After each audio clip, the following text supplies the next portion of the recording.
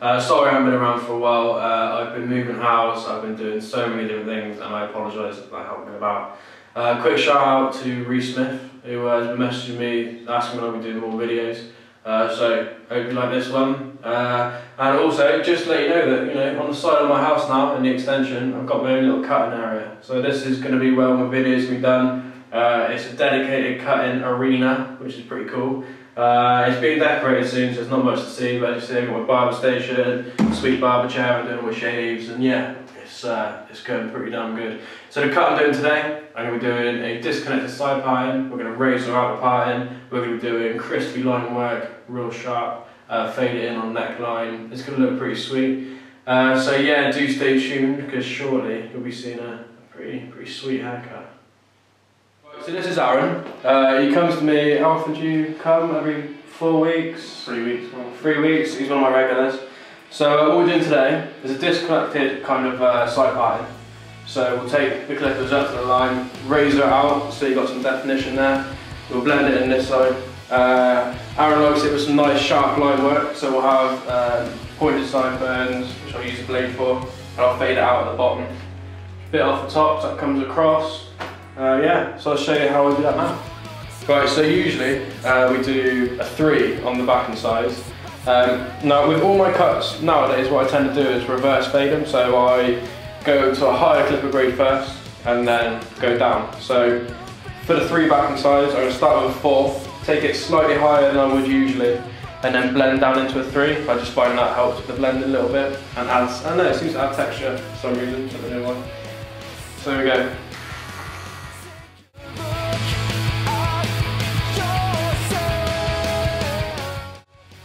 Right, so that's the 4 done. Don't take a lot off, but still enough. So now I'll go down to a 3.5, and then I'll go down to a 3 after that.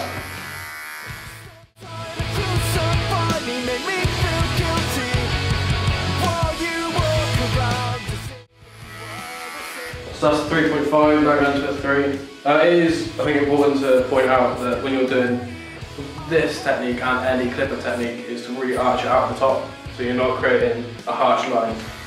It's just even harder to blend out then. What you also might notice is I haven't actually done anything this side yet. And the reason being is that because we're not actually blending out anything that side, we're just taking us that line, I can just go straight up with the 3, it'll make no difference. So when it comes to this part, it's quite important to get obviously a nice straight line. So what I tend to do is just wet it slightly, and then you can brush it apart and it'll kind of stay over, so you're not going to take any hair off the top. So I'll just go straight up with the 3 now.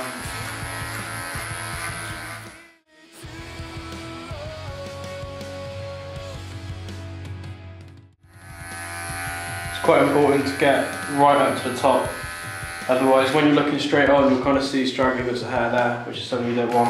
I think a key characteristic of this is that you really want it sharp, so you really notice the line when you put it in after, and in general it's just a sort of sharp looking cut. Right, so that's the preliminary clipper work done. We'll do a couple of touch-ups after, but for now that'll be fine. So what I'm going to do now is take the top down so that you've obviously taken some of the weight out. Probably should have got a bit more water because that's not working, so pretty good. Professional, always professional. No, right now. So here we go. Take a little bit off the top. She also mentioned that nowadays I point cut like this, standard, to be honest. I don't bother with cutting straight across, unless it's particularly long hair, because that'll take 3 months to do long hair like that, but generally I cut like this all the time. Right, so for the blending, which I'll do this side, bit of scissor over comb as usual, so Choad, you might want to tap on this side. So I'll start out by just taking off any corners, which I've already done, so there won't be any. And yeah, scissor over comb, just to blend it in.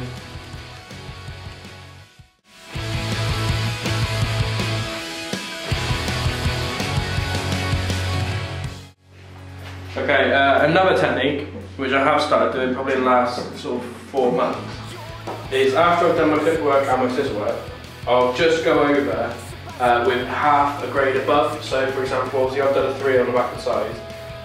I'll just go over it again with a 3.5.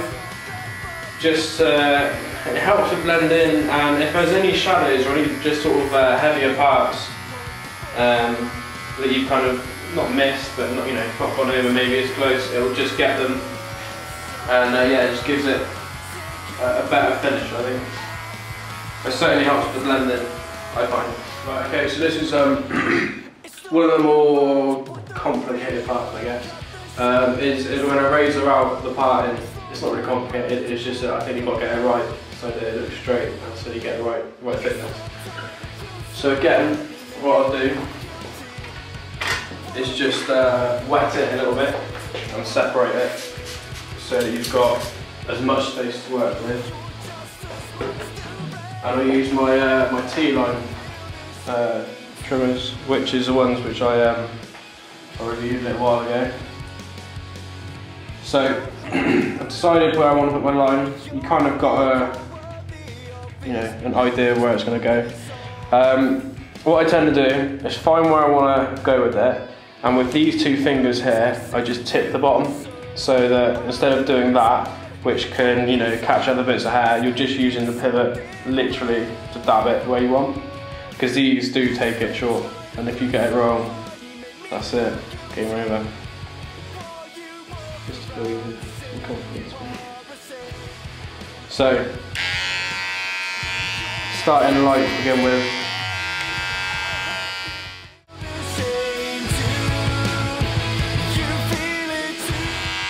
You want to make it slightly wider. Just give it a little wiggle up and down, which will cut more of the hair.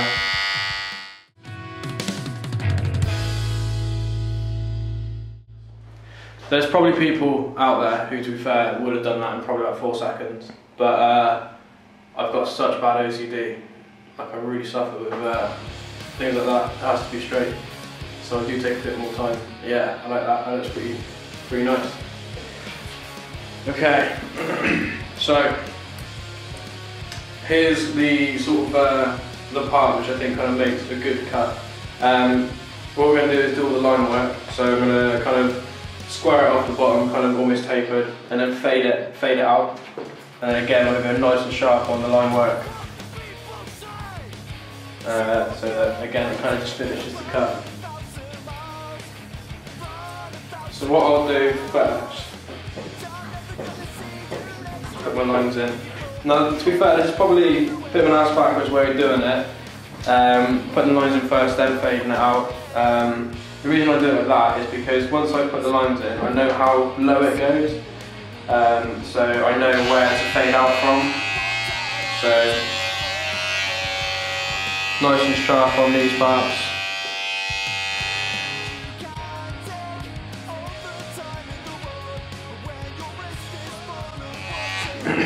Right, I am going to do a separate video on how I round off, do my pointed sideburns. So I won't go into detail of that right now.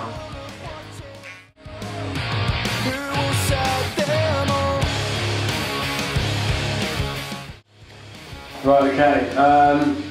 You might have noticed then my trimmer sign are about to kill someone, so I oiled them. It's another very good thing to remember. Keep stuff oiled. So what I'm going to do now is kind of fade it out at the bottom.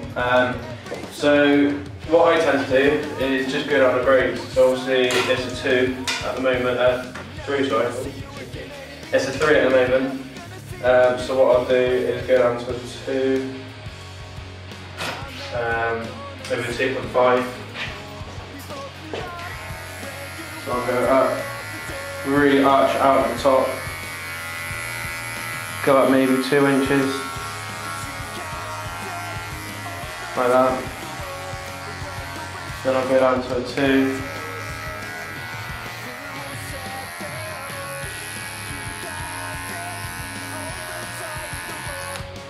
And a 1.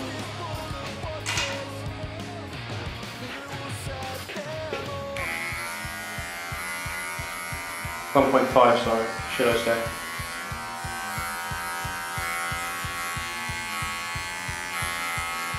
Make sure we change in the direction to get all the hairs. This is my 1.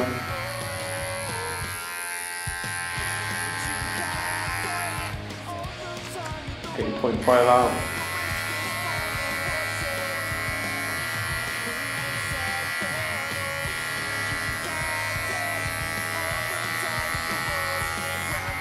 Maybe we're going to a 1/4. Just keep going until you go down to nothing. Why not? And that is how I sort of fade it out.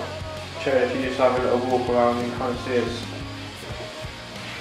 tapered in at the bottom. And then what I tend to do is go around the rest of the cut, so I'll do it a bit on the sideburns, around the ears, just taper it in, just go, you know, 1 or 2 clipper braids below, just to take it all down. Right, okay, so at the moment we're nearly there. I've just tidied it up a little bit. As you can see, it's kind of faded out on the neckline, still sharp line work. That's all completely disconnected now, so shaved at a line that comes across, blended in on this side. What I'll do now is just to kind of finish it up and just make sure it's real sharp, is just get any little hairs with the cut throat. Just go around, very few little bits up.